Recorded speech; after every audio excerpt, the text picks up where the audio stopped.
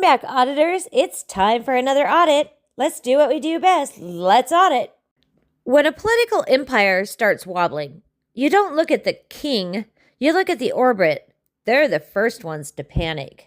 Caroline is melting down like a candle under studio lights. Every press conference lately, she looks like she's speedrunning a PR crisis, like she knows something's coming.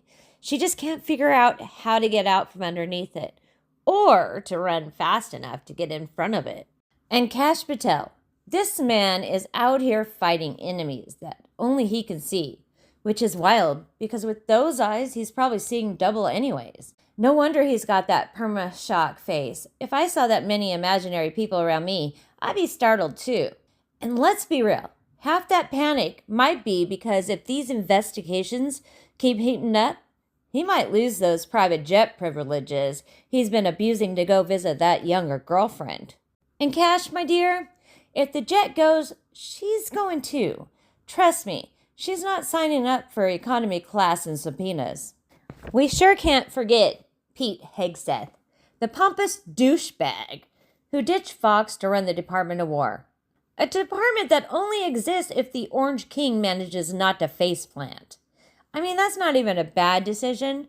That's a cry for help. Who leaves a cushy Fox gig for a job built entirely on his delusions, duct tape, and vibes? Congratulations, Pete. You're the first man to bet his entire career on a Jenga tower during an earthquake. Glad that's paying off for you. And then we got Pam Bondi, clutching that law degree like it's the last flotation device on the whole damn ship. Because, let's be honest, Trump didn't just give her legal work, he handed her his burn book. Every messy receipt, every panic text, every just make this go away moment, he didn't want attached to him. And now, she's sitting under a full avalanche with her own name on half the tabs. Every boulder in that pile has a sticky note that basically says for legal cleanup ASAP.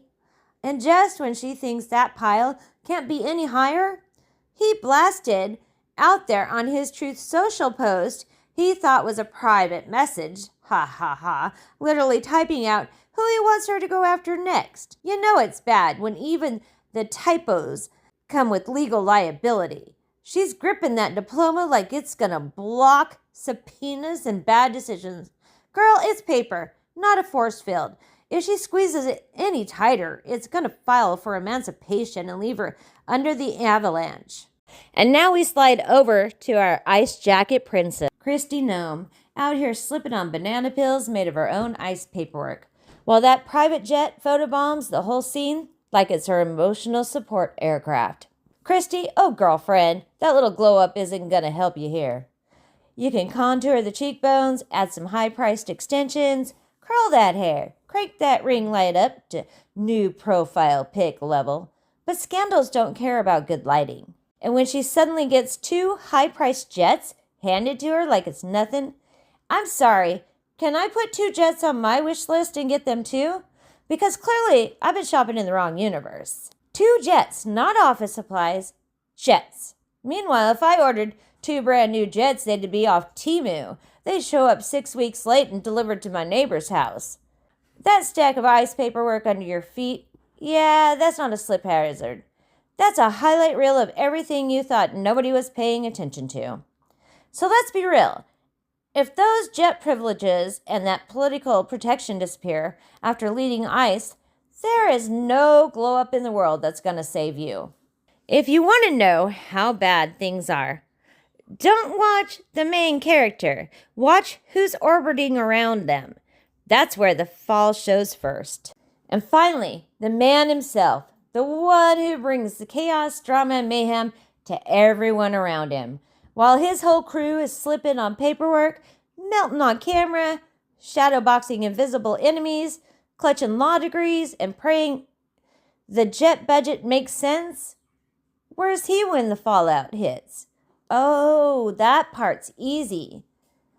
Trump is already stretched out on a beach in Argentina, sipping some bougie, overpriced, alcohol-free concoction that still costs a full day's pay and comes garnished with a gold leaf and a side of delusion.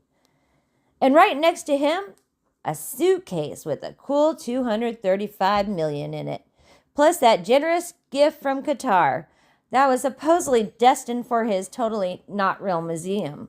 Let's be honest, that museum was never getting built. It was a perfect retirement grift, a golden parachute disguised as a tourist attraction.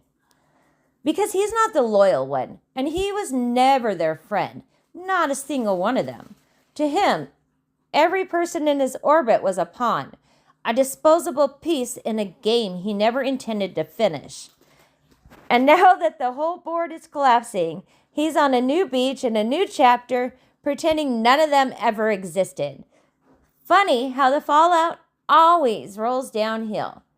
But the king? He always escapes the castle before it burns. If you want to know how bad things are, don't watch the main character. Watch who's orbiting around them. That's where the fall shows first. Okay, auditors, we're going to mark this audit complete. We're going to stop here because I know there's so much more coming at us. Well, tell me what you think. Hit like, subscribe.